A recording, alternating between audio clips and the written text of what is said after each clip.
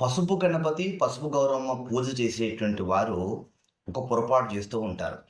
ఏంటంటే, పూజ చేసేటువంటి సమయంలో పురోహితుడు మంత్రాలు చెప్తూ ఉంటే, ఆ పసుపు గణపతి లేదా పసుపు గౌరమ్మ పైన ఉద్ధరిణితో గానీ, ఆకుతో గానీ, పుష్పంతో గానీ నీళ్లు పోస్తూ ఉంటారు.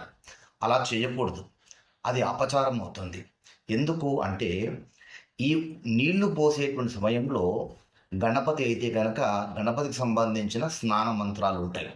గౌరమ్మ అయితే గనక గౌరమ్మకు సంబంధించిన స్నాన మంత్రాలు ఉంటాయి. అమ్మవారికి సంబంధించింది. గణపతి అధర్వణ శీర్షం గానీ, దుర్గా సూక్తం గానీ, శివ సూక్తం గానీ. ఈ మంత్రాలు అయిపోయేంత వరకు మీరు ఇలా నీళ్లు పోస్తూ ఉన్నారనుకోండి, ఆ పసుపు ముద్ద కరిగిపోతుంది.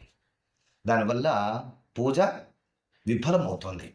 కనుక ఎప్పుడైనా సరే పసుపు గౌరి గణపతులను పూజించే సమయంలో నీళ్లు వాటి మీద ఇలా పోయకూడదు. కేవలము ప్రోక్షణ మాత్రమే చేయాలి. అంటే నీళ్లు చిలకరిస్తూ ఉండాలి. ఈ పొరపాటు చాలామంది చేస్తూ ఉంటారు. దయచేసి ఇక్కడి నుంచి అయినా కానీ సవరించుకోండి. ఈ సమాచారాన్ని అందరికీ తెలియజేయండి. ఇలాంటి వీడియోల కోసం మన ఛానల్ని సబ్స్క్రైబ్ చేసుకొని ఫాలో అవ్వండి.